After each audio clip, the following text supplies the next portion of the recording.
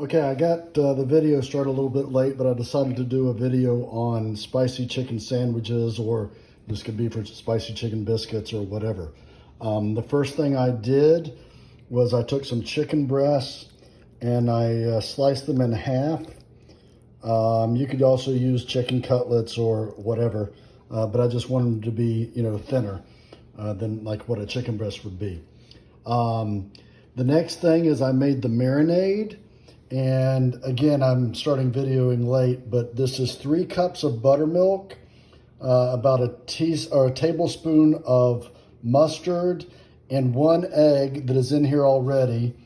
And then the spices here, I've got a tablespoon of garlic powder, a tablespoon of paprika, a tablespoon of cayenne pepper, and then also about a tablespoon of pepper and salt, maybe a little bit more salt. And then I'm gonna mix this all together, okay? It's easier to do if I'm not holding my phone. We'll mix this all together. Then I'm going to pour this into the buttermilk.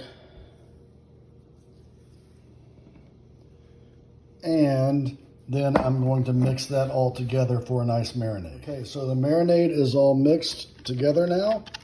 And all I'm going to do now is drop the chicken in it and then let it marinate for, an hour or more. I mean, it could be really as long as you want, as much as you have patience for. So this is the first step. I'm gonna let it marinate and put it in the refrigerator like this, covered up, and that's all of the first part. So there you go.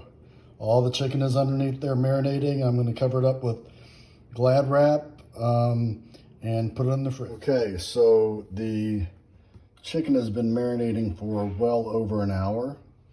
Now I'm going to put together the dry batter, which is 3 cups of all-purpose flour.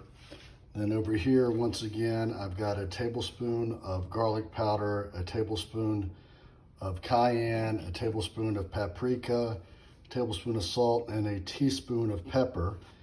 And then we'll mix it all up. And I'm just gonna do it with my washed hands. I can use a spoon or whatever and get it all mixed up in here. Okay.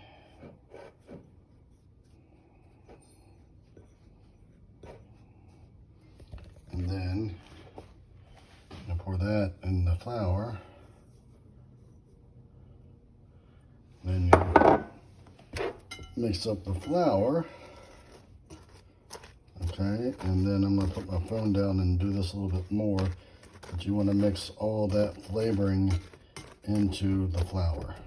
Okay, I don't know if you can really tell, but the flour has more of a pinkish tint to it now. Now what we're going to do, and I'm going to do one-handed, and hopefully you'll get the idea, is we're going to double dredge, which means we're going to take the chicken out of the buttermilk marinade, put it into the flour, make sure it's all covered, then back into the marinade, and then back into the flour and make sure it's all covered. And then we're gonna put it on this rack and let it sit for about 20-25 minutes. So I'm just searching in here to find one. So we take a piece of the chicken that's been marinated, okay? We're gonna put it in the flour. Okay, make sure it's covered. Okay, pat it down, make sure it's covered.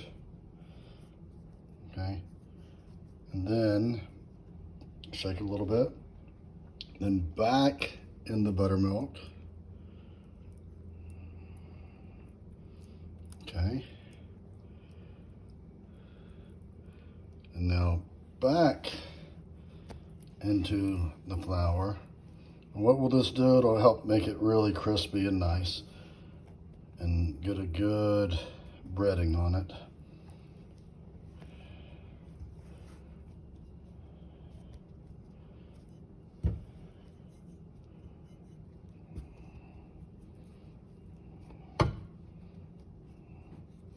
Okay, we shake it a little bit.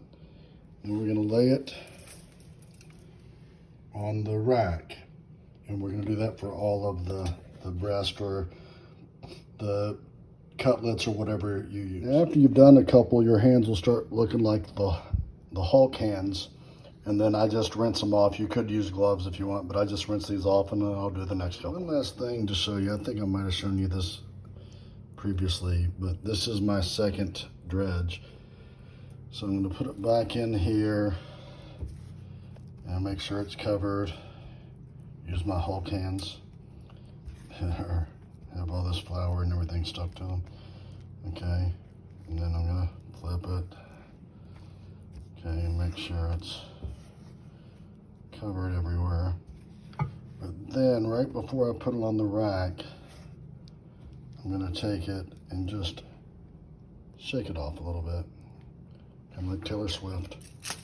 And then I'm gonna lay it here, and again, now I've got those 4 cutlets or half of chicken breast, and I'm gonna let them sit there for about 20-25 minutes before I deep fry. You can use some of the time while your chicken is setting out to clean up the mess you've made, and then get your eventually get your heating oil started, or your cooking oil started. Okay, so I'm doing this outside, which I don't recommend, especially on as hot of a day as this is, but my wife doesn't like the smell of cooking oil, so I'm accommodating by doing this outside. I also don't have a thermometer to do the temperature of the oil, but I learned a little trick. What you can do is once you've heated up, which it's on, it's got heat under it now, and I don't know if you can see this, but if you take a wooden spoon, you see, and I don't know if you can see those, but you see bubbles start to form around the wooden spoon when you put it in there. You can see those, I think. Then it's ready to go. Okay, so I use that as my thermometer. And so what I'm gonna do is I'm just gonna do a couple of these at a time. You gotta be careful, but you pick up the piece of chicken, and when you'll see when I put this in there, it'll start bubbling up. Then you lay it in the cooking oil. Okay, you can see that doing that. I'm gonna do one more. The wind is starting to pick up, so this is gonna be problematic. Hold on.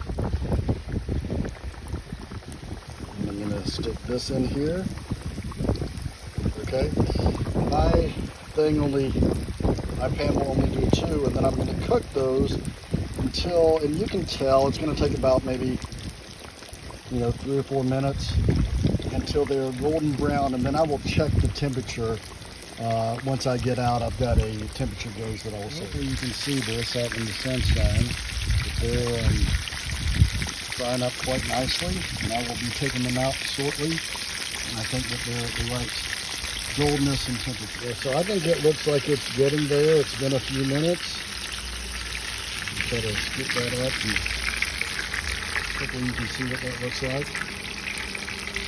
And what I'm going to do is I'm going to put this, I'm going to put a paper towel down, and I'm going to put it on a plate, and then I'll check the temperature to see. Okay, I hope this is recording. I've got my temperature gauge. I'm going to check the temperature of the chicken, and it is telling me, when you hear the beep, it'll be at the right temperature. It's 161, 162, 163, 164. Yep, so it is at the right temperature, so I don't have to put it back in, and we are ready to go. And you can see how that's very crispy. I don't know if you can see that. I wish I had a fork out here, but we're ready to go. So I'm going to put the other 2 in now. Okay, so while the other 2 are in the thing, can you hear that? I hope you can. So that's going to be nice and crispy. So those are 2 of them, then I'm gonna go out and get the other 2. So while the other 2 are cooking, I've got some brioche buns that I am toasting a little bit. You can use butter on them. You can not toast them if you don't want to. Use butter on them. I actually just do a really thin layer of mayonnaise, and then I will toast them on some pretty good heat on the griddle. You can do it in a frying pan or whatever, and they will be ready to go. And you can see that this chicken is about ready already. Didn't take as long because the look at that. Hopefully you can see that. That's going to be a nice spicy chicken sandwich. Okay, we're going to take these out in a minute, and then we're going to try it out. So a couple ways to know that they're ready. Number one, they start to float to the top a little bit. You can see that. And they start to get that golden tone to them. So here's my toasted brioche bun. I got a little sauce on it. You can use whatever sauce of your choices. Here is what the chicken looks like. I'm gonna just cut this one in half and put half on it, and then half will be ready for a biscuit or a sandwich or something else later. But see how crispy that is?